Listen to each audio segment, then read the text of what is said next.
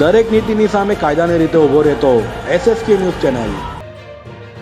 ગુજરાત વિધાનસભા પ્રથમ ચરણના ઇલેક્શન લડવા ઈચ્છતા ઉમેદવારોના નામાંકન ભરવા માટેનો આજનો છેલ્લો દિવસ છે, ત્યારે ઉમેદવારી નોંધાવવા ઉમેદવારોમાં દોડાદોડી જોવા મળી હતી।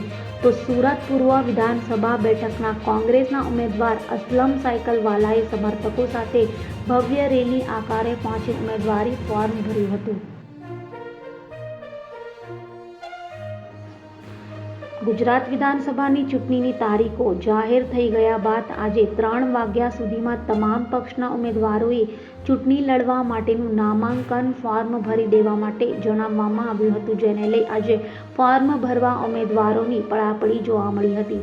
સુરત પૂર્વ બેઠક પર કોંગ્રેસના ઉમેદવાર અસલમ સાયકલવાલાએ પ્રચાર શરૂ કરી આજે સવારે સમર્થકો અને મત વિસ્તારના લોકોની જંગી ભીડ સાથે રેલી આકારે નીકળી ઉમેદવારી ફોર્મ ભર્યું હતું અને પોતાની જીતનો આશાવાદ વ્યક્ત કર્યો હતો।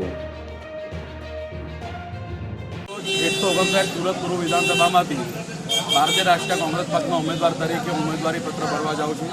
મારી સાથે મારા મોટાભાઈ સમાન સુરત કોંગ્રેસના સિનિયર નેતા અને 100 ટર્મના કોર્પોરેટર તરીકે ફરજ બજાવી ચૂકેલા એવા કાર્યકારી શહેર અધ્યક્ષ ભૂપેન્દ્રભાઈ સોલંકી, બીજા મારા મોટાભાઈ એવા અશોકભાઈ કે જેમણે મને કોંગ્રેસની અંદર યુવક કોંગ્રેસના મહામંત્રી તરીકે સૌથી પહેલાં હોદ્દો આપ્યો હતો, એને એમનુભાઈ રાઠી, અમારા સંતોષભાઈ, બીજા સમાજના બધા અગ્રણીઓ સાથે છે અને ફોર્મ ભરવા જઈએ છીએ।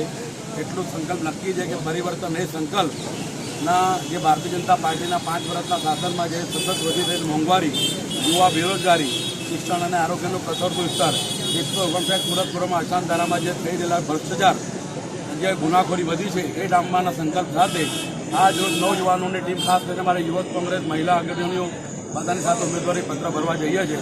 એટલો વિશ્વાસ છે કે આ વખતે 159 સુરત પૂર્વ વિધાનસભામાં અરવિંદ રાણાને ઘર ભેગો કરીને 4 ડિસેમ્બરે સ્થાપવું।